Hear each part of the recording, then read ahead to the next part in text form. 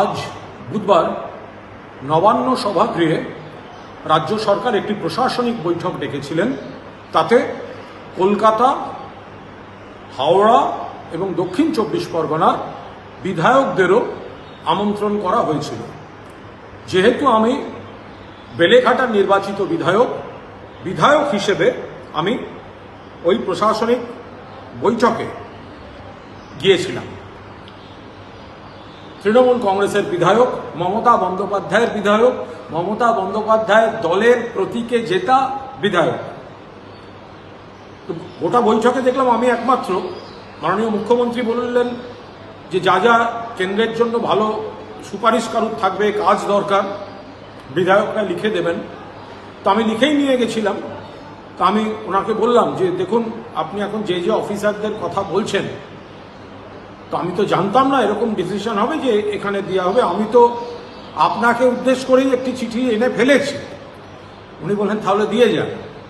এবং সেখানে আমি বেলেঘাটা কেন্দ্রের জন্য আমার 8টা ওয়ার্ডের বেশ কিছু প্রকল্প, সুভাষ সরোবর থেকে শুরু করে সার্কুলার ক্যানেল থেকে শুরু করে পরপর একাধিক হসপিটাল, হোমিওপ্যাথি, আয়ুর্বেদিক থেকে শুরু করে স্কুল ইত্যাদি বিভিন্ন বিষয় যেগুলি জরুরি ভিত্তিতে করতে চাই এবং রাজ্য সরকারের সক্রিয়তা দরকার, সেগুলি তার কাছে জমা দিচ্ছি। তার সঙ্গে আরও একটি দুটি বিষয় উল্লেখ করেছি যেগুলো জরুরি ভিত্তিতে দরকার। আর গুরুত্বপূর্ণ এমন দুটি বিষয় তুলেছি, লিখেও দিয়েছি, মুখেও বলেছি, যেটা শুধু বেলেঘাটার নয়। একটা হচ্ছে বিনা নোটিশে হকার উচ্ছেদ। তো বললাম যে দেখুন, আপনারা একটা ইনস্ট্রাকশন দিন যেন জনপ্রতিনিধিদের একটু ইনভলভ করে একটা আলোচনার পরিবেশ তৈরি করা হয়। হয়তো কোনো জায়গা থেকে একটু রাস্তা চওড়া করতে হবে, হয়তো কিছু একটা করতে হবে, কিন্তু এই দুম করে প্রথমেই যে অ্যাকশন নিয়ে নেয়া, এটাকে অ্যাভয়েড করতে হবে। এটা তখন মুখ্যমন্ত্রী পুলিশকে বললেন যে একটু এইভাবে যা যা করার, যদি আগে একটু কথা বলে তারা কোথায় আবার বসবেন একটু দেখে আলোচনার মাধ্যমে করা যায়। নিশ্চয়ই আমরা, সরকারও তার ফলো আপ করবে, আমরাও তার ফলো আপ করব, অর্থাৎ এই হকার উচ্ছেদের প্রসঙ্গটি। এবং দ্বিতীয় বিষয় পোস্টপোল ভায়োলেন্স, নির্বাচনোত্তর সন্ত্রাস। আমি স্পষ্ট বলেছি, আমি এখানে কোনো রাজনৈতিক প্রশাসনিক সভায় এসে রাজনৈতিক বক্তৃতা করছি না, কিন্তু এমন অনেককে গ্রেপ্তার করা হচ্ছে এবং হয়রান করা হচ্ছে।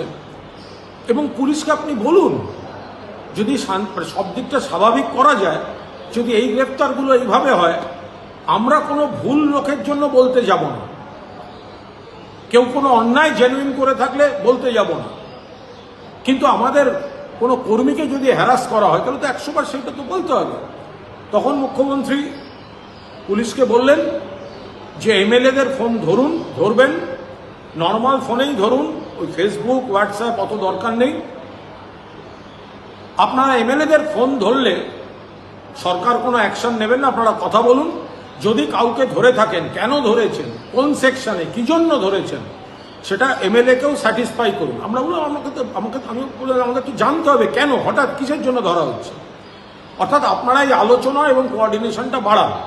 তবে যে ব্যাপারটা আমরা সবাই এগ্রি করছি, সেটা হচ্ছে যদি একদম জেনুইন নারী নির্যাতনের কোনো অভিযোগ থাকে, সেক্ষেত্রে আমরাও কারুর পাশে থাকছি না, ওনারাও কারুর পাশে থাকছেন না। পুলিশ আইনের মতো চলবে।